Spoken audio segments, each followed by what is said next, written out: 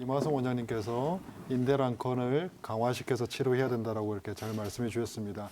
아마 저도 이렇게 이 환자분께서 한의원 오신다면은 처음부터 이제 그 방법을 사용하지 않을까라는 생각을 해봅니다. 우선 이분이 키가 150cm고 그리고 70kg. 이 정도 이렇게 체격이라면은 약간 이렇게 좀 뚱뚱한 편에 이렇게 속하실 겁니다. 그런데 이분이 이렇게 왜 약간 이렇게 좀 몸이 체격이 좀 뚱뚱할까라는 이렇게 생각을 이렇게 해봤습니다. 뭐 원래 이렇게 조금 이렇게 뚱뚱하실 수도 있을 것이고 아니면은 뭐 젊으셨을 때 뭐 수술을 이렇게 많이 하셔가지고 이런 또 뚱뚱해지는 경우도 있습니다. 혹은 뭐 다리가 아프지는 관절염 증세는 없다라고 하셨는데 뭐 허리나 다른 부분이 불편하셔가지고 양약을 이렇게 많이 이렇게 드셨을 경우 장복하셨을 경우도 좀 뚱뚱할 수 있겠죠. 아마 제가 이분을 뵙지는 못했지만은 이분이 이렇게 좀 피부가 희고 뚱뚱할 가능성이 좀 높을 것 같습니다. 이런 경우 한의학에서는 한습이라고 이야기를 합니다. 피부가 이렇게 차고 습기가 많다는 뜻인데요. 이런 한습의 이렇게 체질이 관절이 아프다거나 관절이 이렇게 시리다거나 라는 증상을 호소할 때가 많습니다. 한의학에서는 어린이들 같은 경우는 소양지기가 충만하다고 이야기를 합니다. 어린이 같은 경우는 소양지기가 충만하여 겨울철에도 다리를 내어놔도 시리지가 않는데 노인분들 같은 경우는 양기가 많이 떨어져서 한여름에도 다리가 시리다고 표현을 하였습니다. 이를 사지골랭이라고 하는데요. 다리가 얼음처럼 이렇게 많이 차갑다는 뜻이죠. 그래서 한의학에서는 예로부터 이런 분 같은 경우는 양기가 많이 부족하다고 하여 양기를 보충해야 된다는 이야기를 하였습니다. 이를 한의학에서는 부양론이라고 하는데 양기를 더 넣어준다는 뜻이죠. 즉 부자, 건강, 계지, 감초 같은 따뜻한 약재를 써서 심장의 열을 아래쪽으로 내려서 보내준다라는 표현을 쓰게 됩니다.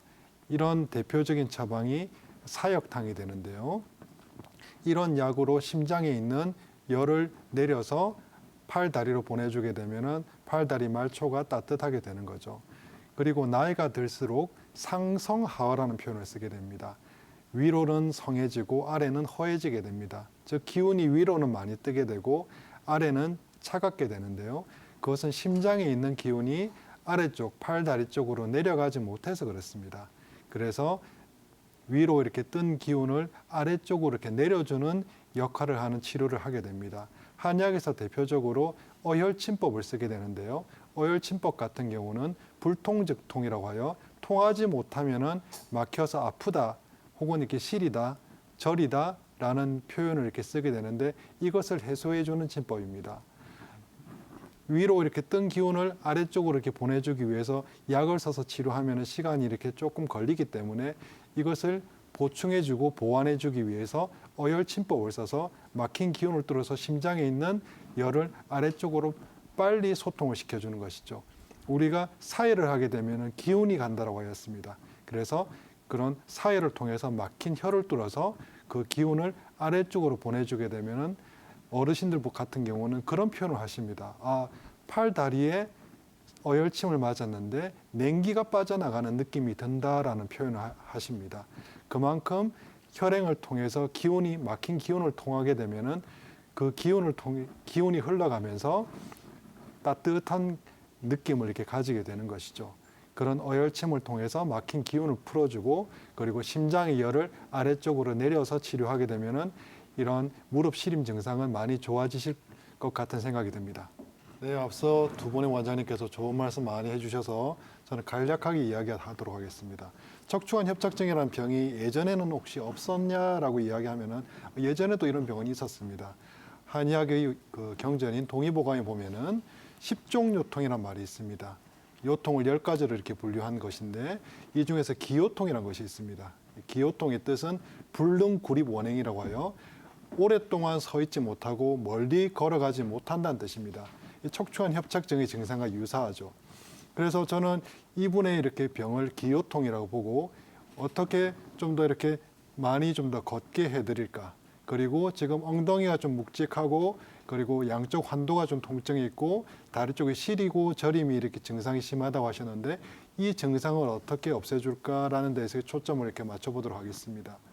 한약에서는 삼능 어혈침이라는 것이 있습니다. 줄여서 어혈침이라고 이야기를 많이 하는데 이런 어혈침 같은 경우는 발목, 무릎 슬관절 이하의 주슬관절 이하의 오수혈인 정형수경압에 사혈을 하여 여기서 사혈을 해서 심장의 기운이 아래쪽으로 더 잘 통하도록 합니다. 이런 심부 사혈을 통해서 사혈을 하게 되면은 그 혈과 혈 사이에 혹은 근육과 근육 사이, 뼈와 뼈 사이의 경락의 막힌 기운을 뚫어서 강한 자극을 통해서 이것을 이렇게 조절을 심장과 안에 팔다리 근육을 조절을 하게 되는데 이렇게 조절을 하게 되면은 저림이나 시림 증상이 월등하게 빨리 소실되는 것을 볼 수 있습니다. 이분이 다른 시술이나 수술 같은 걸 혹시 하지 않으셨으면은 추나요법이나 약침이나 봉침 등으로 치료를 많이 해보겠는데 이런 것도 이미 많이 하셨고 또 수술도 많이 하셔가지고 이미 비가역적인 상태로 많이 이렇게 만드셨기 때문에 제가 볼 때는 오히려 이렇게 이분의 증상을 조금 이렇게 소실시켜주는 방법으로 가면은 어떨까라는 이렇게 생각을 해봤습니다. 한의학에서는 정형수경압이라 하여 정 같은 경우는 우리 심화만을 치료하고 형은 신혈을 치료하고 수혈 같은 경우는 체중절통을 치료한다고 했습니다. 체중절통이 몸이 무겁고 온몸이 이렇게 쑤시고 아픈 것을 의미합니다. 난경에서는 이게 수혈이 체중절통을 치료한다 하였고 여기 영추에서는 오래된 병을 치료한다고 했습니다. 즉 이런 오수혈인 수혈을 어혈침으로 강자극을 하여 사혈을 하게 되면은 심장의 기운을 통하게 하고 그리고 이런 오래된 병 그리고 체중절통을 치료하면은 이분의 시림이나 저림 증상이 훨씬 더 좋아지지 않을까 생각해 봅니다. 네, 안녕하세요. 이렇게 땀난 지 한 4, 5년 정도 이렇게 됐다라고 하셨는데 네. 혹시 예전에는 이렇게 땀이 이렇게 나면은 여름철에 이렇게 더워서 이렇게 땀이 나면은 주로 이렇게 콧등하고 코 주위에 땀이 나셨나요? 아니면 얼굴 전체에서 나셨어요? 머릿속에서부터 땀이 나던가요? 아, 옛날에 땀 안 났을 적이요? 그렇죠. 그럴 때 저는 땀을 별로 흘리질 않았어요. 땀 별로 안 흘렸는데 그때 여름철에 이렇게 덥거나 그러면은 주로 이렇게 땀이 이렇게 가슴에서 그 땀이 이렇게 나오기 시작할 때는요. 네. 가슴에서 나왔어요. 가슴에서 흘렀어요. 아, 가슴 부위에서 땀이 났고 네. 지금은 이렇게 땀이 이렇게 추우면서도 땀이 나는데 땀이 주로 머리에서 많이 나나요? 아니면 등에서 많이 나나요? 등하고 가슴이요. 등하고 가슴에 많이 나고 예. 혹시 이렇게 지금 이렇게 여기 나이 혹시 여쭤봐도 될까요? 네.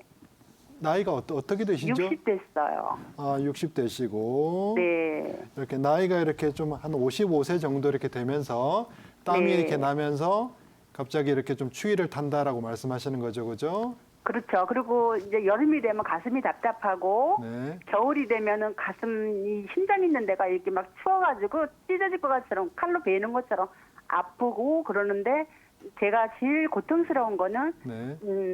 땀이 나고 쑤시고 아프다는 거. 춥고 네. 왜 감기 걸리면 왜 오한 나듯이 네. 춥고 막 이렇게 떨리고 네.